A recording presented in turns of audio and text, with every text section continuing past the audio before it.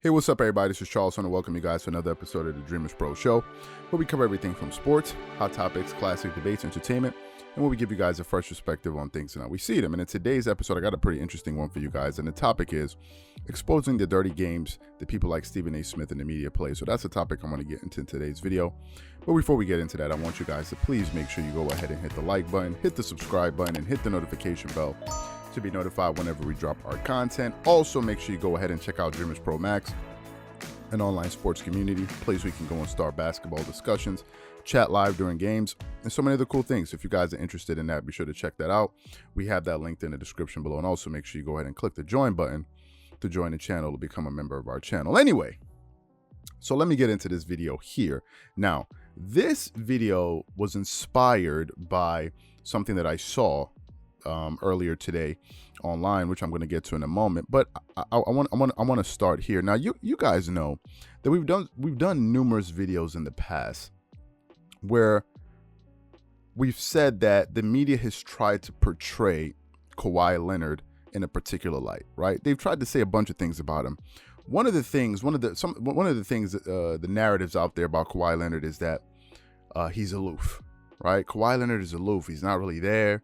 He's indifferent. He doesn't really care about other things or other people outside of himself. All he does is focus on what he needs to do. He doesn't really care what other people are doing. Once he gets it, he expects his teammates to kind of figure it out on their own. Another one is that he's a poor leader, right? He's not good at communicating with people. He's not good at galvanizing people. He's indifferent, right? This has been one of the narratives that have been floating out there for years now around Kawhi Leonard, right? And the funniest thing is that I've never heard a coach or a teammate say this about Kawhi Leonard. It's always been someone in the media that's always said that. It's always been a media member. It's never been a teammate or a coach. Credible sources, people next to the guy, they can come out of, current teammates, former teammates, and say, listen, this guy's, he all he cares about is himself. He's very indifferent. I've never heard these people say. It's always been people in the media. We recently did a video a number of weeks ago.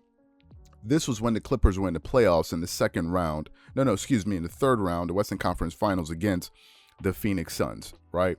And it was after game 2 where Crawford threw the alley-oop to DeAndre Ayton. He hit the bucket and won the game at the buzzer beater.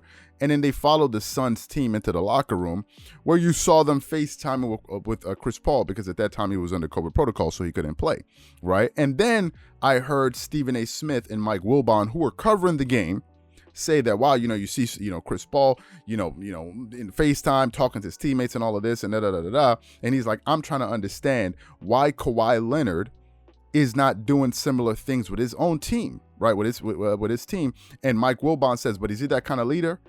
Is he that kind of leader? And Stephen A. Smith goes, no, we all know he's not that kind of leader. We know Kawhi Leonard doesn't do stuff like that. And it turned out to be a flat out lie, because we pulled together a compilation of videos of Kawhi Leonard's coach, Tyronn Lue, and teammates, saying that Kawhi Leonard has been in constant communication with his teammates all throughout the playoffs ever since he got injured. He's always FaceTiming them, always calling them, always communicating with them in the group chat, and all of these different things. And it turned out to be a flat out lie. Now, some people said, wait a minute, no, you're allowed to be wrong. No, you're not.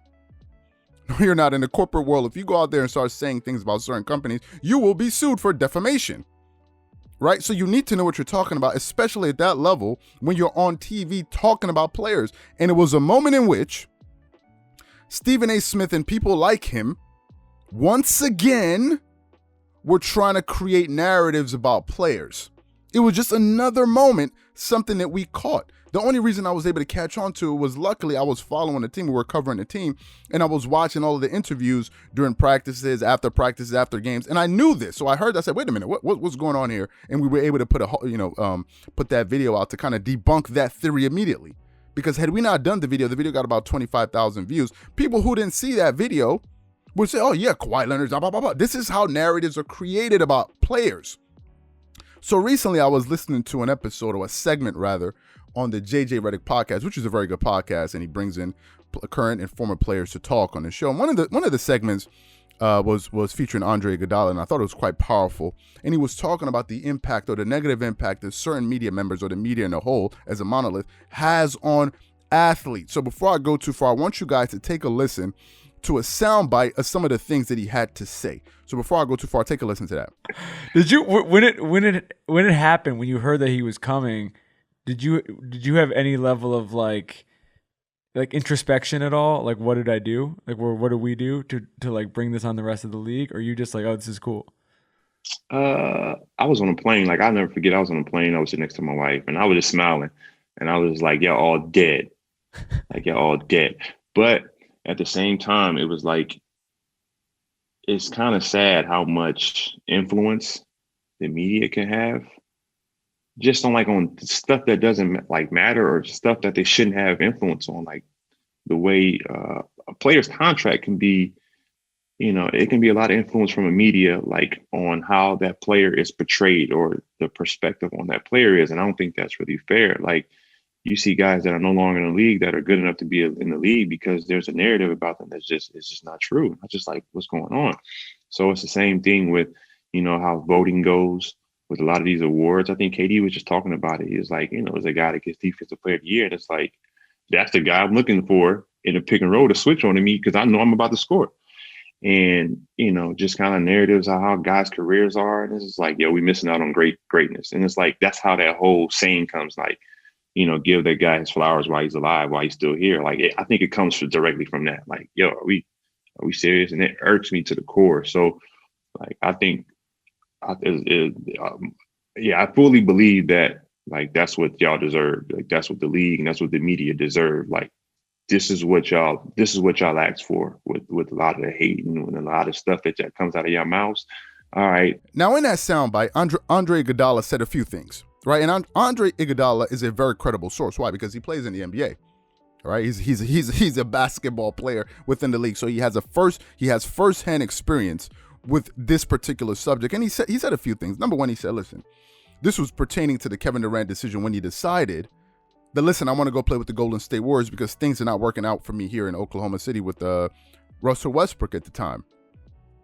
And he said that he was astonished at the amount of influence that people in the media had on Kevin Durant's decision and players making similar decisions with their career. He said there's no reason that these guys should have this amount of influence on where players decide to go play once they're free agents. He said it was absurd, right? And he said, okay, I'm happy that we're able to get him because all of this stuff that you guys have been saying about him and players wanting to go wherever they want to go, which is perfectly within their right, we're gonna give it to you guys. We're gonna give it to the league. We want to dominate the league, right? And he said that he said because of the things that media members have said about certain players, it has caused players who are perfectly capable of playing basketball currently at a high level to be relegated to play in other leagues outside the NBA because of narratives that are created about them. He even spoke about the impact that it can have on these players' ability to earn dollars. Well, obviously that's very simple, right? If you could impact the player's career in a negative way and they're not in the NBA, obviously they're losing money if they could still be in the NBA. So on a fundamental, elementary level, that's very easy to understand, right? Some people say, well, it's very easy to understand. Secondly, some people say, well, that's not really true, right? Because it's not really true. It's all about what you do and how you perform. Not really. Okay, not really. If you look at the CBA, the collective bargaining agreement, and you look at some of the stipulations or the precincts of a max contract, a maximum contract, simply meaning a maximum contract is where I think this particular contract is able to take, I think, over 25 to 30% of the cap of that team per annum or whatever it is. In order for a player to qualify to earn those type of dollars, you need to either make an all-NBA team, a defensive team, be a regular season MVP, I think win a championship, or be defensive player of the year, or do a number of those things over a sustained period of time. Do you know Klay Thompson missed out on a max contract because he didn't make an all-NBA team? Do you know who votes for all NBA teams is media members? So there's a direct example, a practical application of what Andre Iguodala is speaking about, of where narratives can literally affect players' earning power. Literally. Now we're talking about the financial aspect. Let's talk about the aspect as far as image right? KD. What was the prevailing narrative surrounding Kevin Durant by people like Stephen A? It was one of the weakest moves that an NBA player had ever. Whoa, what?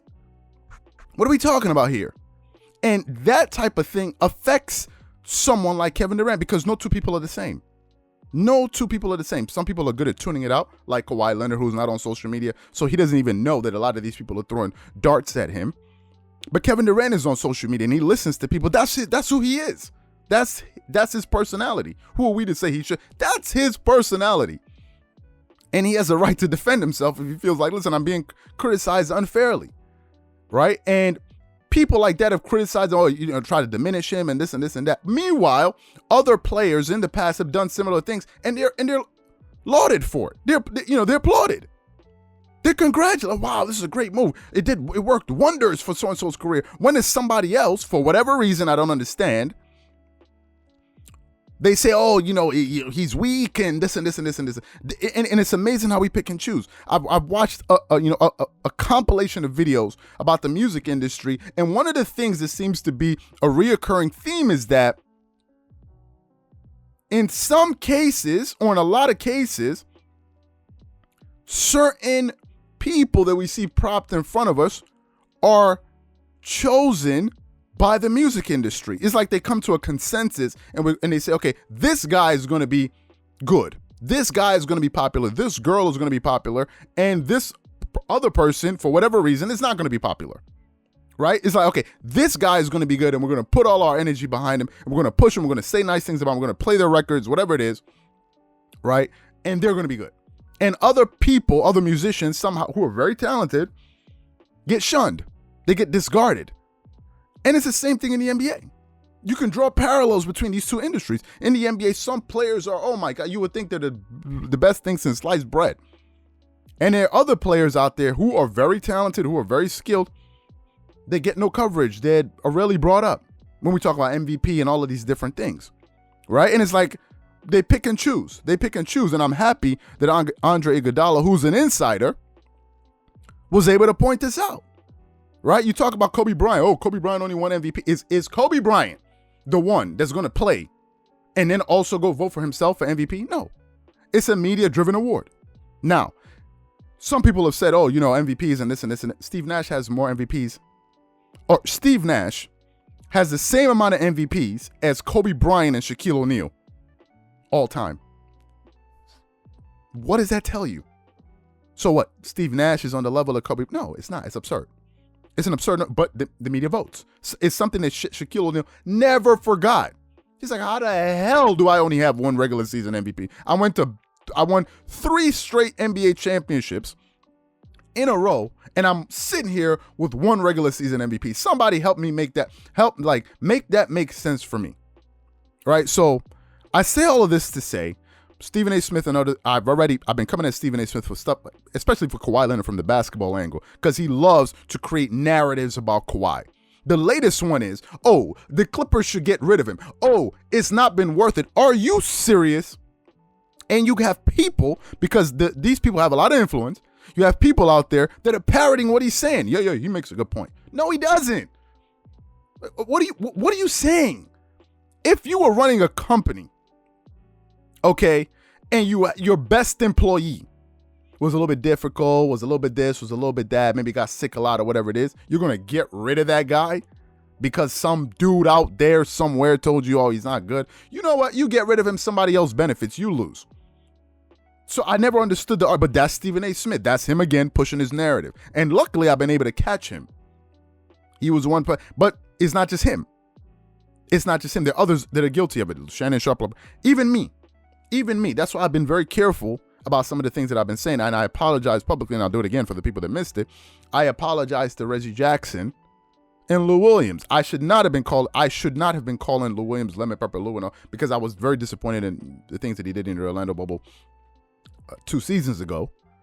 And I crossed the line, and I've apologized to him publicly. I'm going to say it again. I apologized to him. I said some things about Reggie Jackson in which I should apologize, which I needed to apologize, and I've apologized. That's why I only talk about a person's game. I don't go at their personality, and I don't go at their character anymore. Never. I won't. Because it's wrong. So I'm happy that Andre Iguodala pointed this out, and I'm going to be interested to see what some of you guys have to say about some of the things that he said and some of the things that I've said in this video. So whatever you guys think, please leave your thoughts and comments in the comment section below. Again, if you enjoyed the video, be sure to make sure you go ahead and hit the like button, hit the subscribe button, and hit the notification bell to be notified whenever we drop our content. Once again, this is Charles here from Dreamerspro. Wishing you guys an amazing day. Catch you guys on the next episode. Peace.